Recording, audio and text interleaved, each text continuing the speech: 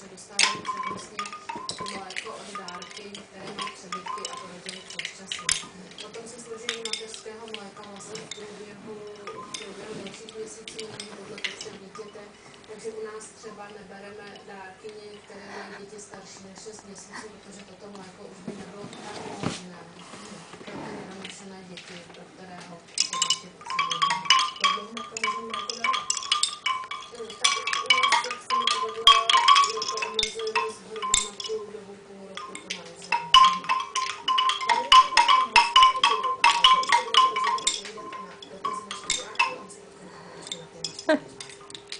Ano, stojí doktorku Kalachovou a já pokládám první dotaz.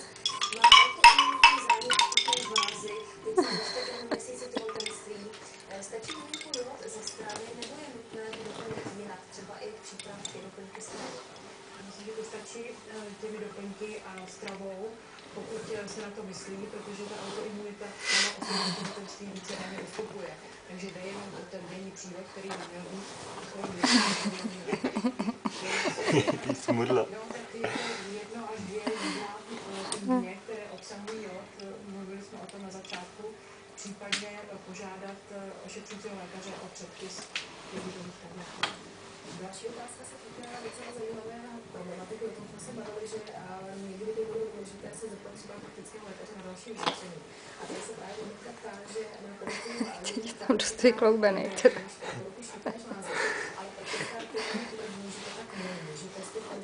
Tohle něco nepřeváží. Takhle screening ten platí jenom v tu dobu, kdy byl proveden.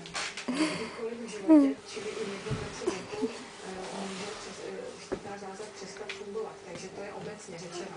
Čili má-li mít nějaké podezření, tak asi by bylo dobré přesvědčit paní doktorku, aby odebrala hladiny hormonů štítné žlázy, anebo poslala dítě do specializované endokrinologické poradny. Může při onemocnění štítné žlázy docházet k vypadávání vlasů?